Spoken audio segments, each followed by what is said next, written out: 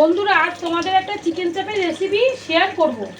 সেটা কিভাবে করেছি সেটা তোমাদের বলে দিচ্ছি, কারণ আমি আগে থেকে ম্যারিনেশন করা দেখাতে পারিনি, কারণ অনেকটা ঝামেলার রান্না তো, সেই জন্য আমি ভিডিও করার লোক পাচ্ছিলাম না বলে ছেলে পরে এসছে, তাই ছেলেকে দিয়ে এখন করাচ্ছি ভিডিওটা।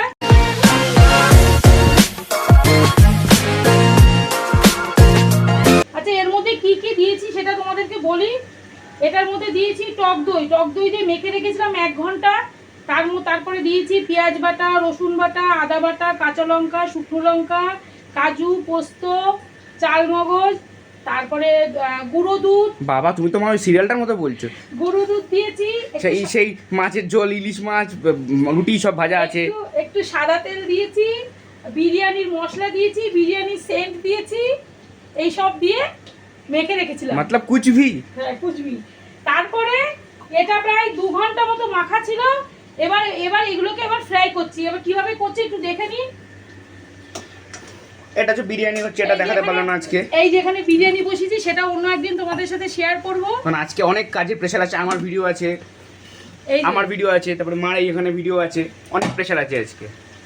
এই যে প্রথমে চাপের এই মাংসগুলোকে আমি প্রথমে ফ্রাই করে নিচ্ছি, একটু হালকা ফ্রাই করে নিচ্ছি, নিয়ে তারপরে গ্রেভিটা করব। এই যে চাপের মাংসগুলোকে এইভাবে ফ্রাই করে তুলতে হবে। প্রত্যেকটা মাংসকে এভাবে ফ্রাই করে তুললে টেস্টও বেশি ভালো হয় আর মাংসগুলো গলে যায় না।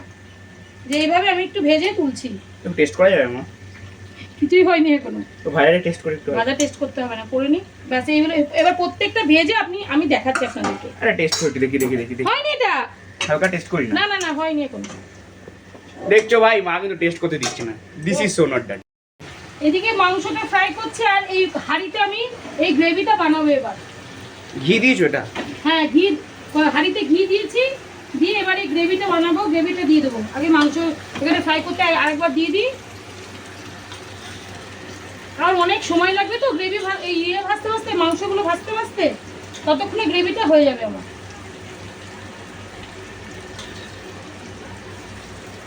এবারে ভেজে নিলে খুব সুন্দর খেতে হয়।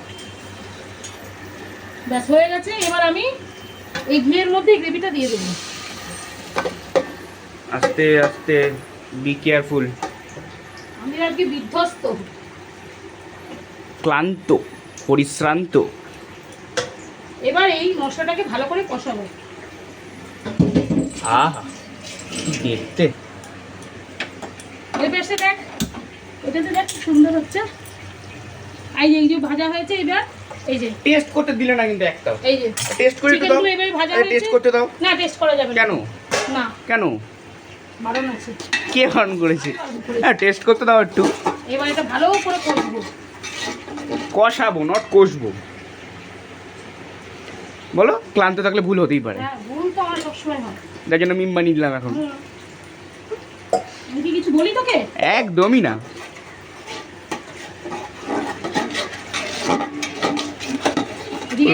মালাই লাগছে এটা। খেলে আরো বুঝতে পারবি।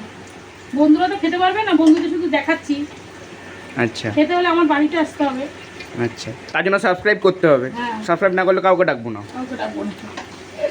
ফলো করতে হবে, সাবস্ক্রাইবও করতে হবে। Give and take policy. না আমার বন্ধুরা খুব ভালো, যারা করে সাবস্ক্রাইব তারা ভালো না, তারা আসতে পারে না? অবশ্যই।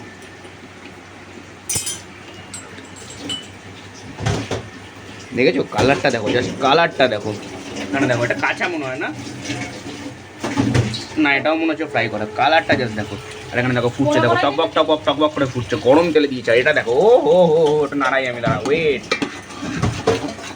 দেখো, কি ঘন। আর এটা তো কি সুন্দর ঘি। এখানে আর একটা রেসিপি তৈরি করছি। এখানে এগ পটেটো বল হবে। ছেলের বন্ধুরা খেতে চেয়েছে, ওদের জন্য বানাবো। মেখে রেখে দিয়েছি, ওরা আসলে তারপরে ওদের ভেজে দেবো। এটা একদিন তোমাদেরকে বানিয়ে দেখাবো, আজকে তো দেখাতে পারলাম না। এটা কি ঢালছো মা? এই যে ভাজার এই তেলগুলো। আচ্ছা, ওহ কি স্মেল আসছে। তোমাদের শোকাতে পারছি না, শুকলে বুঝতে। এটা ভাজতে ততক্ষণে তেলটা কাটে লেগে যাবে। দেখি ক্যামেরার মধ্যে না করতে। এটা কতক্ষণ লাগবে আমার করতে? আধা ঘন্টা লাগবে। আধা ঘন্টা? মানে এখনো টাইম হচ্ছে 5:30 বাজে, মানে 6টা বাজবে। কত বাজবে? লেগে গেল তোমার অনেকটা। এটা লাগবে, জল দেবো তো, ফ্রাই করতে গেলে হবে মশলা। বিরিয়ানিটা কমপ্লিট।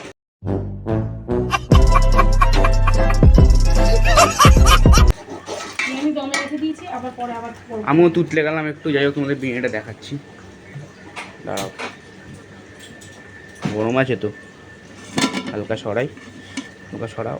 ও হো টেস্ট করে বলবো, দাঁড়াও। না না, টেস্ট করা যাবে না এখন। দেখো মা টেস্ট করতে দিচ্ছে না, কিছুই টেস্ট করতে দিচ্ছে না আজকে। টেস্ট করা ভালো। যা